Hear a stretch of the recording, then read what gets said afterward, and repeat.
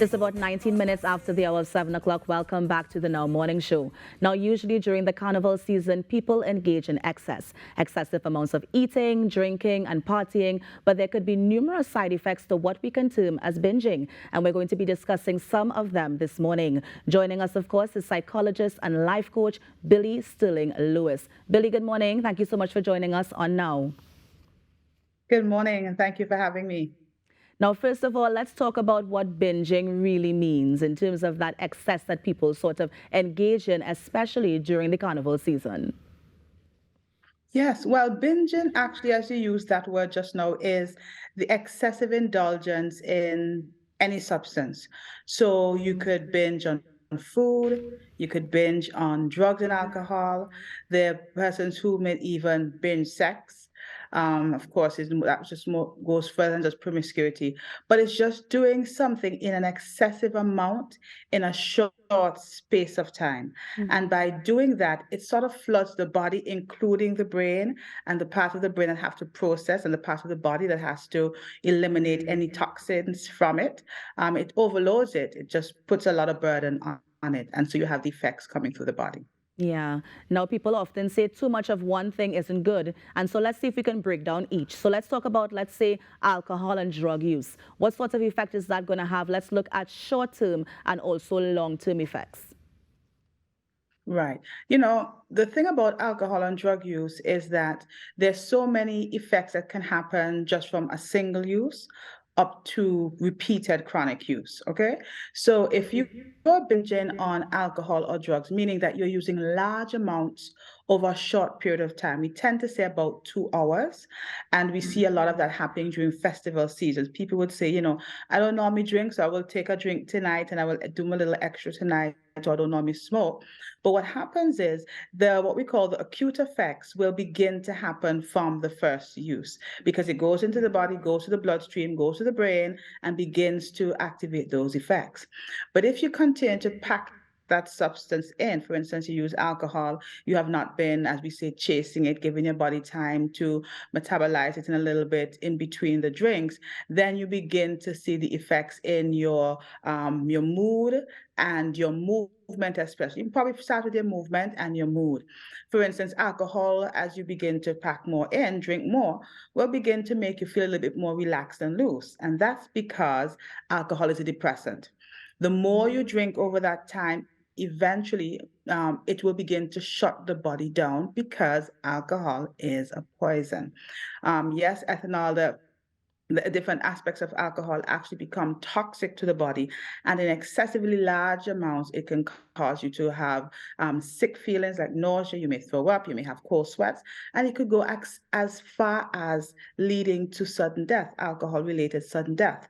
And so we want to understand that the range of illnesses or effects from excessive drug use differs for everybody as well. The Yeah. same thing will happen with marijuana or cocaine. The thing with drugs like cocaine and other narcotic drugs is that they have a very strong effect on the heart.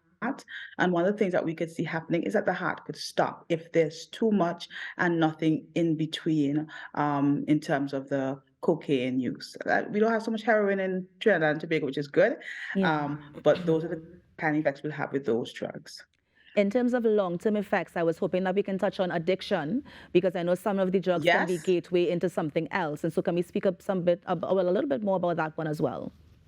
Yeah, sure, no problem. That is such an important point because one of the effects of drug use is developing what we call alcohol use or drug use disorders, substance use disorders. We use those terms. I say that specifically because we are accustomed to using the words alcoholic or drug addict or addict. Internationally, we have moved away from those terms just because of, the connotations that they may carry. So you may develop substance use disorders, and your drug of choice may be alcohol, tobacco, whatever it is. What that means is that you have become the two things we look for. You have become tolerant.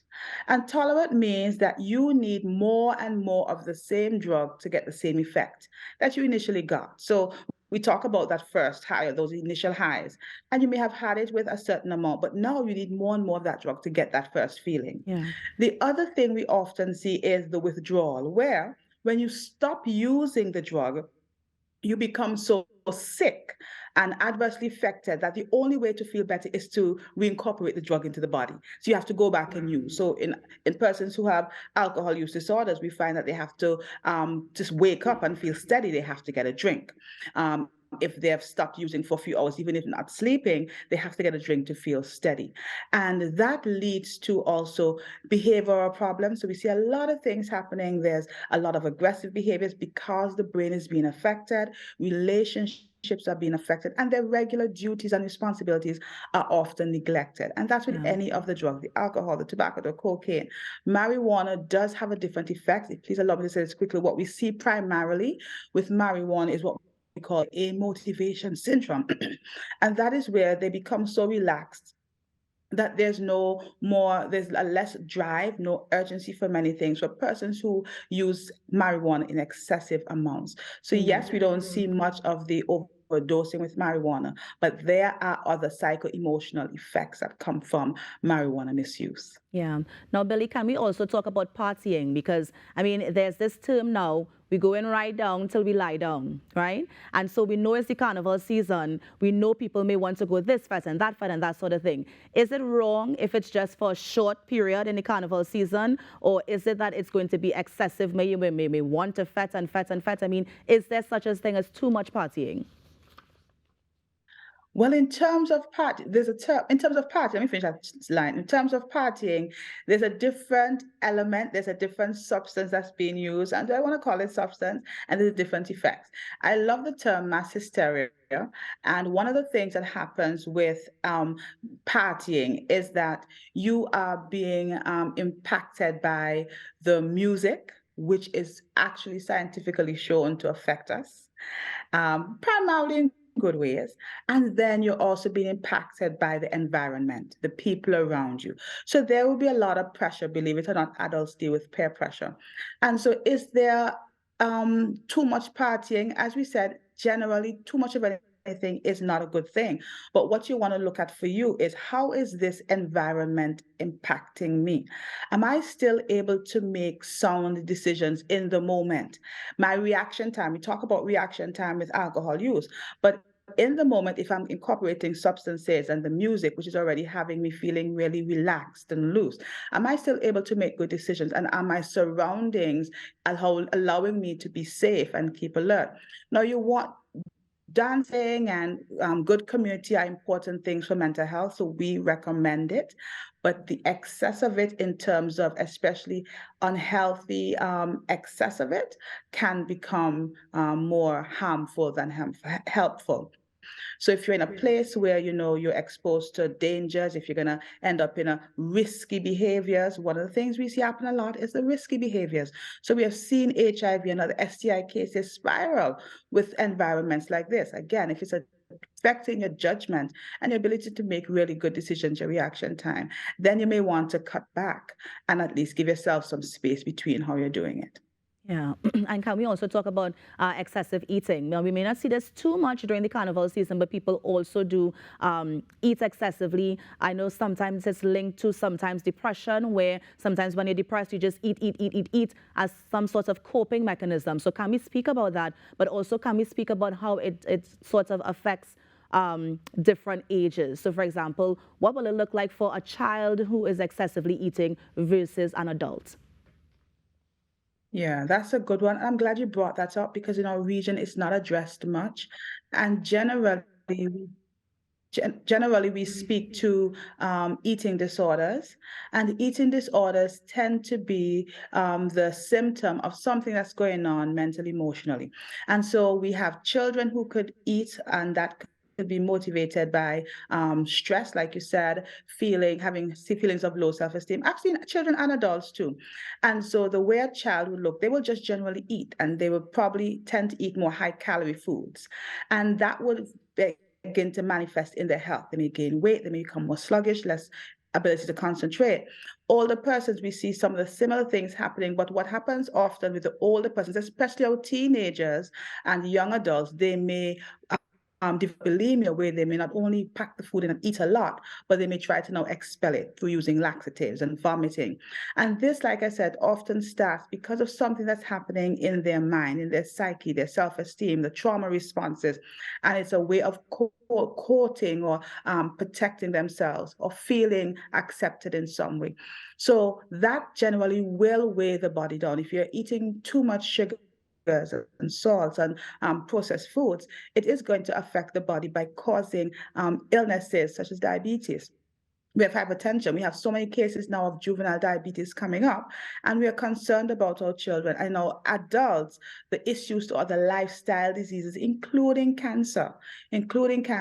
depression and anxiety, because what we have found with the lifestyle approach is that most of our neurotransmitters, what we call the chemicals that, the hormones, sorry, let me use the word hormones, that are linked to our disorders, anxiety, depression, are primarily formed in the gut. And that's where our food is doing a lot of its processing work before it goes into the bloodstream or Yeah. goes into the digestive system. So binging on the types of food which are normally unhealthy, poorly processed foods will lead to lifestyle diseases, and the reverse can happen as well. So Yeah. we want to be very mindful about, why am I eating? And I teach mindful eating actually. There is something called mindful eating. There Mm-hmm. is a way to eat mindfully to allow your body, your health, and your relationships to prosper. Yeah. And Billy, quickly before we go, can you give us some coping mechanisms? And I know we have to be careful here because for people who have disorders, or for people who, and I know you don't like the word particularly addiction, but for people who are addicted, sometimes when they're weaning themselves off of one addiction, they go to another addiction to cope. And so how can we avoid that? And then how can we avoid binging all these food and alcohol and drugs, that sort of thing? Listen, the best way to avoid moving from one crutch to another, because that's what you just described, we call it a crutch, is getting help and support. And that would come in various ways, whether it's just support groups, it could be therapy, it could be spiritual support. But you want to get some help to understand what is feeding and fueling that desire, that urge to indulge and overindulge in food and sex and alcohol in social environment. Because we do have people addiction as well, right? We do use that word with that. What you want to make sure you're doing is actually becoming more aware of what you're doing. I tell people, track themselves. How did I feel today before I did what I did? How did I feel after? Because one of the things that happens is not only how you felt before, but how you felt after. Guilt is one of the biggest emotions that come up, and then guilt spirals you back into the low mood, back into the behavior again. You want to ensure, in terms of food, that you are getting medical checks to make sure that there's nothing else going on in the body that may be fueling the need to eat a little bit more or to do some of the things that you're doing. And also, if you're using drugs and alcohol and you're ready to really cut down or stop, it's always good to also start with a medical check, because you want to see if there's been any damage or what extent you already have, because organs are being affected. And then in many ways, I always factor in spirituality, because just like we say in AANA, we come to believe that a power greater than us can restore us to sanity. And I turn my will, step 3, my will and my life over to the power of the God of my understanding. Spirituality allows you to be able to surrender those moments that you cannot understand and you cannot always process through, interactions with your therapist or yourself or just a trusted friend. So in these moments, try to ensure that you are becoming more aware of yourself, aware of the environment, just recapping, getting support, reaching out for support. There comes a time when, if you recognize you're not doing it on your own, that you must get help. And I always say this, there is no shame in getting help. And then definitely tap into your higher power, your God, your spirituality, whatever it is. Combine, that's what we actually call the biopsychosocial and spiritual model. That's what we use in most successful addiction or treatment programs, because it generally tends to assist and address the whole person, Yeah. and that's where you get the best results. Well, Billy, let me thank you so much for joining us this morning. I'm sure that the information that you give us is not only important for me, but it's also going to be important for our viewers as well, especially during this time. So thank you so much for joining us. You're welcome. Thank you so much. And that was Billy Sterling Lewis, who is a psychologist and a life coach, just giving us some tips on how we can prevent ourselves from binging so many negative behaviors this carnival season. You're on the Now Morning Show, but stay with us because up next we have your Sports Watch on Now.